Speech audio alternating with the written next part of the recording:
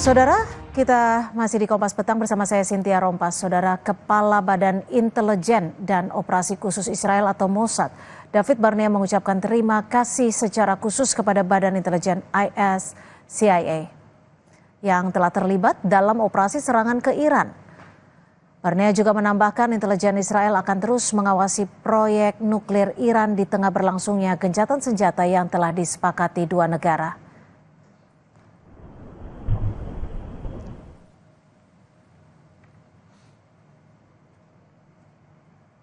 Kepala Mossad David Barnea sendiri adalah sosok yang jarang berbicara ke publik termasuk soal eskalasi perang Iran-Israel.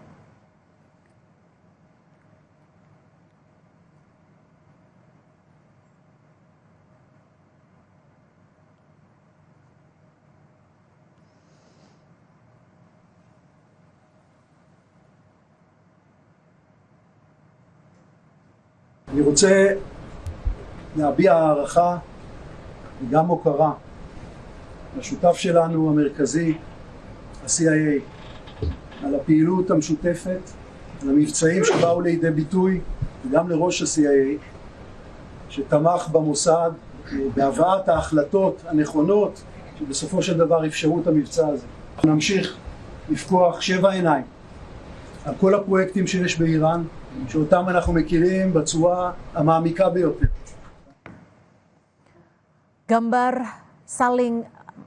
Saudara, informasi saling klaim kemenangan terjadi usai gencatan senjata. Dalam serangan ke Iran kemarin, Israel mengklaim telah menghancurkan sejumlah kawasan militer di jantung ibu kota Iran, Teheran. Salah satunya penjara Evin dan pusat komando pasukan keamanan Iran pada Senin 23 Juni 2025. Rekaman kamera pemantau dirilis pemerintah Iran memperlihatkan saat pintu masuk penjara Evin di Iran rusak karena peluru artileri yang diluncurkan Israel.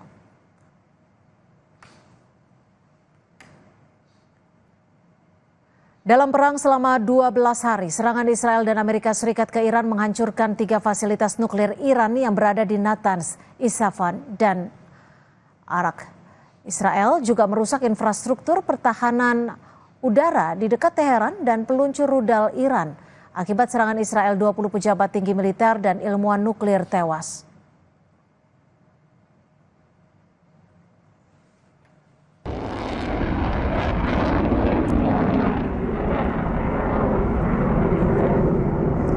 Sementara dalam serangan melawan Israel kemarin, Iran mengklaim telah meluncurkan sejumlah serangan yang menghancurkan kawasan permukiman Israel di Tel Aviv dan Haifa.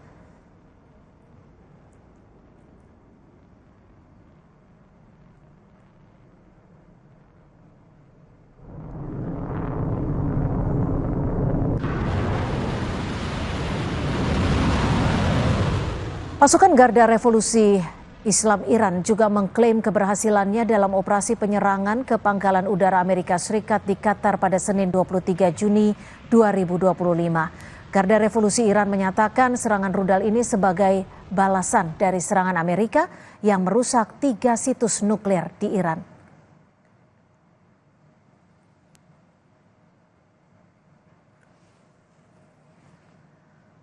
Sementara akibat serangan Iran ke Israel, kompleks militer di Kiryat Tel Aviv rusak. Tak hanya itu saudara, kerusakan sejumlah bangunan terjadi di permukiman warga Tel Aviv hingga kerusakan rumah sakit utama Soroka di Israel Selatan.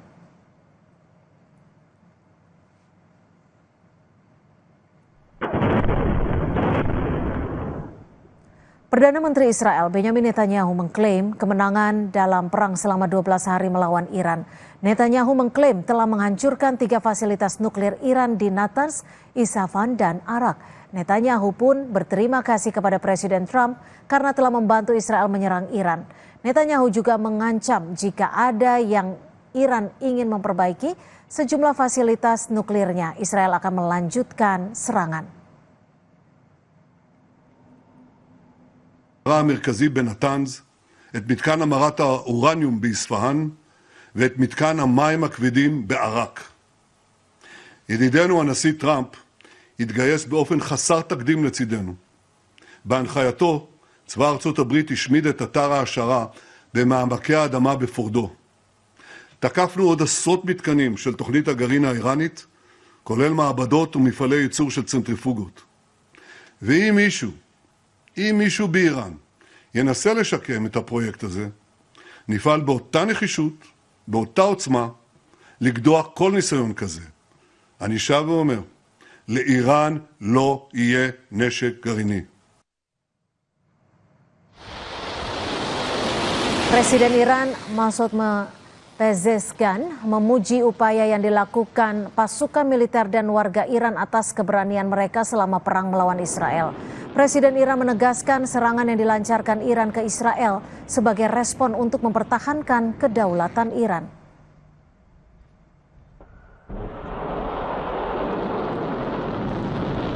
خیلی در رابطه با اینکه مردم در این روند اگه اونا حمله کردن بیاد بریزن بیرون و اعتراض کنند و اعتصاب کنند حساب کرده بود. خب تصور نمی‌کردن یه چنین اتفاقی نیفته. 12 روز اینا زدند. حالا ما هم زدیم.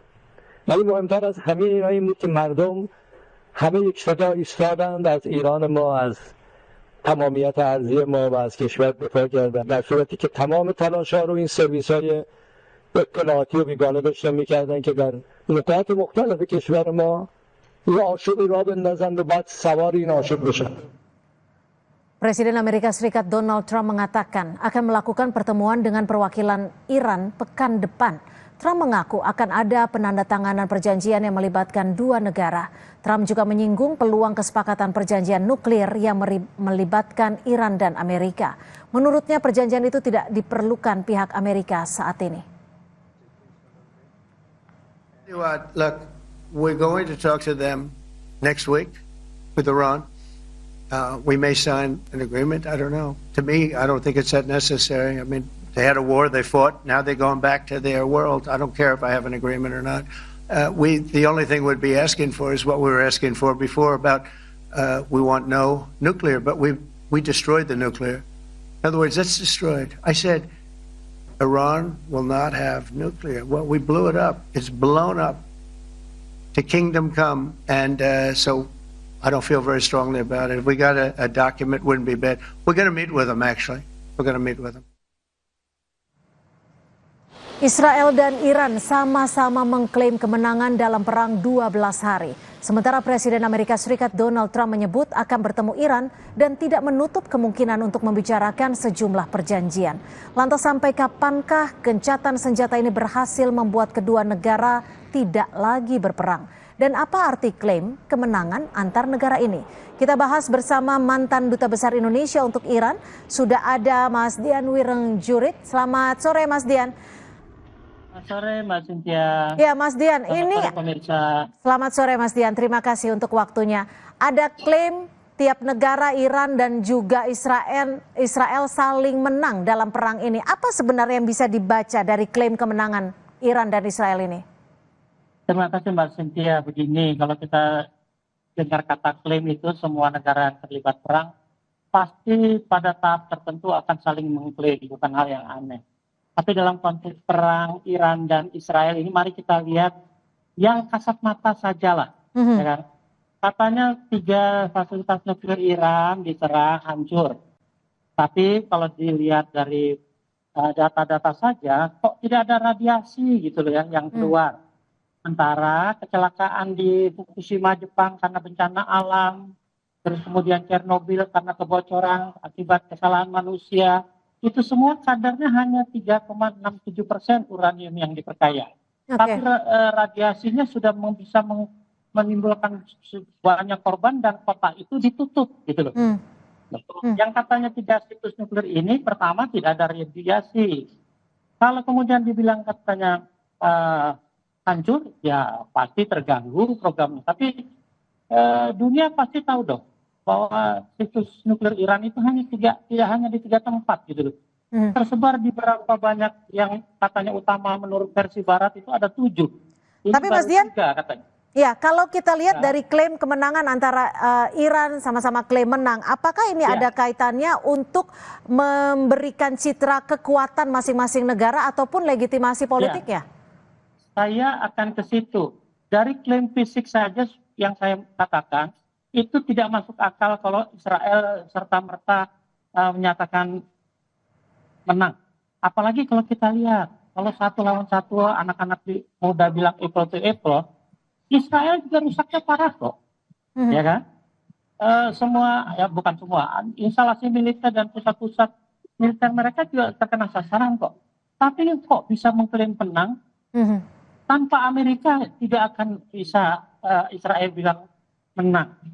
Karena dibantu Amerika saja mungkin karena jelas lebih besar, tidak apple to apple. Ya kemenangan Israel sama Amerika buat saya tidak ada artinya. Tapi yang pasti ini Mbak Cynthia, orang juga tahu kok Iran dikeroyok. Apple to apple Israel sudah tidak ada artinya. Secara fisik dibantu oleh Amerika, mereka klaim menang. Padahal kalau mau jujur, secara politik dunia pasti memahami dan sekarang banyak masyarakat dunia yang justru pro Iran. Hal ini merupakan kemenangan politik yang luar biasa buat Iran dan tidak mudah buat Amerika mengembalikan citranya yang sudah terlihat pengecut dengan mengeroyok Iran. Mas Dian, ini kan saat ini gencatan senjata sedang dilakukan. Ada 12 hari perang. Lalu apa yang bisa dibaca dari gencatan senjata ini? Apakah ini hanya jeda taktis sementara atau bisa berlangsung untuk selamanya perdamaian ini? Kalau dibilang untuk selamanya, Mbak Cynthia masih terlalu dini ya. So, kita lihat lagi-lagi kenyataan. Berapa kali gencatan senjata di Gaza itu diingkari oleh Israel dengan terus menyerang. Beberapa kata-kata Benjamin Netanyahu, Perdana Menteri Israel dan Presiden Amerika Donald Trump itu menurut saya tidak bisa dipercaya. Ketika dia bilang katanya tim perunding Amerika dan Israel dan Iran lagi berunding, totalnya Israel 3 hari kemudian menyerang.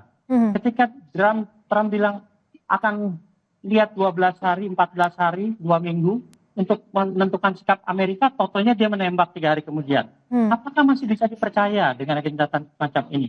Buat saya, gencatan semacam ini jelas sementara, jelas merupakan jeda, tapi jedanya buat saya taktis karena masing-masing sekarang. Oke, apakah Anda ingin menyatakan bahwa gencatan senjata ini betul yang dikhawatirkan oleh banyak orang adalah persiapan untuk perang selanjutnya? Kalau dibilang ke arah seperti itu ada benarnya, saya bisa memahami. Tapi kalau melihatnya dengan cara lain, saya cuma mau melihat ini masing-masing sedang mengevaluasi diri ya, sedang berkaca diri. Apa kira-kira akan siap untuk lanjutan khususnya Israel. Kalau bicara tidak dibantu Amerika, karena Amerika dengan gencatan senjata ini mulai menempatkan diri sebagai pihak di tengah. Tapi saya yakin tetap saja bias karena dalam prakteknya dia pasti akan pro Israel. Nah, dalam masa jeda ini kita lihat, tapi yang pasti Iran tidak akan tinggal diam seperti sudah kecolongan sebelumnya. Pasti akan konsolidasi dan kalau gencatan senjata ini tidak dipenuhi oleh Israel, yang terjadi mungkin akan lebih parah bagi Israel. Apakah ada kemungkinan atau potensi dari masing-masing negara untuk melanggar gencatan senjata ini, baik itu Iran maupun Israel? Kalau bicara geopolitik, kalau bicara hubungan internasional, semua kemungkinan itu mudah kemungkinan bisa terjadi. Tapi kita lihat catatan sejarah. Catatan sejarah Iran itu perang dengan Irak. Dia diserbu oleh Irak. Irak masuk ke wilayah Iran, usir kembali sampai Iran masuk ke wilayah Irak. Tapi ketika gencatan senjata, Iran malah sepakat untuk mundur ke perbatasan internasional sebelumnya. Artinya tidak tetap menduduki seperti Israel di Gaza atau di tepi barat. Nah, saya tidak bisa melihat karena secara geografis Israel dan Iran terpisah jauh, makanya tidak mungkin ada perang darat langsung atau perang laut. Yang ada hanya perang rudal dan perang pembom pesawat pembom. Nah, dari konteks ini saja, buat saya kemungkinan memang Israel sudah kepayahan, sudah letih, sudah kehilangan sebagian besar sumber dayanya. Saya pikir kalau saja Trump benar-benar objektif melihat kenyataan ini, mudah-mudahan gencatan senjata ini akan lama. Kalau kita bicara soal kekuatan militer nih, baik dari Iran maupun dari Israel, seberapa kuat masing-masing negara terkait kekuatan militer yang tersisa, baik itu personel, misil, nuklir, dan juga anggaran? Mbak Cynthia, Ya. memang secara kekuatan militer umum mungkin bisa dikatakan tentara. Masing-masing punya rudal, tapi tidak bisa, dalam konteks ini tidak bisa dibandingkan. Karena apa? Karena tidak mungkin terjadi perang darat atau perang laut. Jadi kalaupun Iran lebih kuat di laut, tidak ada bandingannya karena Israel negara kecil, angkatan lautnya juga di Laut Tengah, tidak akan ketemu. Kalau darat tidak akan mungkin terjadi karena harus melewati berbagai negara. Jadi yang bisa diperbandingkan adalah kemampuan kapal terbang dan rudalnya. Kalau dari kapal terbang, kapal-kapal jet tempurnya, Israel jelas lebih kuat karena dibantu oleh pesawat-pesawat jet mutakhir dari Amerika yang negara lain belum punya. Iran sendiri baru tahap pengembangan pesawat jetnya, tapi jet-jet Rusia baru sebagian datang, tapi jet lama masih ikut terbang. Secara angkatan udara, secara laga di udara, memang kelihatan Iran kurang kuat dalam segi pesawat tempurnya. Tapi rudalnya Iran saya yakin jauh lebih banyak dari Israel. Oke, kalau jangkauan rudalnya bagaimana? Jangkauan rudal tidak ada masalah. Iran itu punya jangkauan rudal yang disebut rudal jarak peluru kendali, rudal jarak menengah. Israel juga punya. Jarak menengah itu adalah 500 sampai 5.000 kilo. Nah, rudal terbaru Iran sudah bisa mencapai 2.500 sampai 3.000-an. Artinya Israel itu 2.000 saja sudah sampai. Jadi kalau dari segi rudal bisa dilihat di TV, di berita manapun, ratusan rudal Iran itu bisa menembus akhirnya yang namanya pertahanan udara Israel melalui Iron Dome atau David's Sling atau apapun. Sekarang kalau kita bicara soal kunci perdamaian, celah apa yang bisa dilakukan agar perdamaian ini tidak hanya sementara, tapi juga bisa berlangsung selamanya? Apakah celah diplomasi masih bisa diberlakukan? Saya, latar belakang saya diplomat, saya yakin diplomasi pada akhirnya akan jadi kunci akhir tercapainya gencatan senjata permanen atau perdamaian sekaligus. Tapi yang saya mau bilang begini, Israel itu bukan siapa-siapa tanpa Amerika. Yang menentukan adalah Amerika, dalam hal ini presidennya. Yang sayangnya karakternya seperti itu tidak pernah bisa dipegang dari sejak perjanjian JCPOA, perjanjian nuklir yang tahun 2015. Trump lah yang mencabut semua itu keluar dari JCPOA, sehingga Israel makin merasa dapat lindungan dari Amerika. Buat saya, untuk tercapai suatu perdamaian, yang harus mengetok Israel adalah Amerika. Amerikanya yang harus berpikiran waras, terutama Presiden. Oke, ini juga dikabarkan bahwa Presiden Trump akan bertemu dengan Iran. Apakah peran dari Trump ini bisa mampu menghasilkan perdamaian antara Iran dan Israel? Saya cuma bilang mudah-mudahan pikiran jernih bisa mengatasi gap antara Iran dan Amerika yang selama ini tidak bisa dipertemukan. Tapi Trump memang dari awal sudah dikenal dengan pribadi yang unpredictable, susah diramalkan. Ketika dia maki-maki Korea Utara, ternyata dia mau ketemu sama Kim Jong-un. Bahkan 3 kali mereka ketemu. Bahwa hasil pertemuan itu membawa perdamaian atau tidak di Korea Utara, sampai detik ini masih status quo. Tidak ada kelanjutan pertemuan itu. Kalau sekarang Trump mau bertemu Iran, buat saya kemajuan. Karena sejauh ini Trump sangat-sangat keras terhadap Iran sikapnya, karena menganggap rezim Islam Iran itu tidak layak ada. Tapi kalau sekarang menyatakan mau bertemu, buat saya itu sudah secara diplomatik sudah langkah bagus. Oke, kalau kita bicara soal peran-peran dari negara besar lainnya, ada Rusia, Tiongkok, Korea yang tadi Anda sebutkan juga Korea Utara. Seperti apa peran negara-negara ini bisa mempengaruhi perang berkelanjutan atau justru deeskalasi? Kalau saya melihatnya begini, Mbak Cynthia, dengan kondisi sekarang saja, Trump sudah menyadari bahwa Israel itu tidak bisa lebih lama, tidak bisa bertahan lebih lama dalam perang yang berkepanjangan. Makanya dibantu Amerika. Rusia dan Cina melihat Iran masih mampu menghadapi sebuah negara yang namanya Israel tanpa bantuan mereka.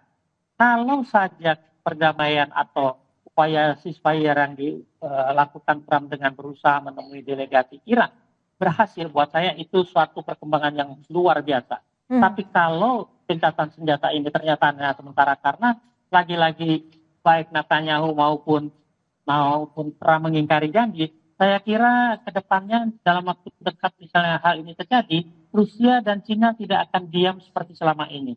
Karena jelas tidak melakukan konsolidasi, sebagian amunisi atau peralatan militer sudah semakin banyak dikirim. Buat saya kalau saja ceasefire ini gagal, gencatan ini gagal, dan Israel berani-berani mulai menyerang Iran, apalagi dibantu Rusia, saya kira dibantu Amerika, saya kira Rusia dan China tidak akan tinggal diam kali ini. Lalu bagaimana Anda melihat dari peran Uni Emirat Arab?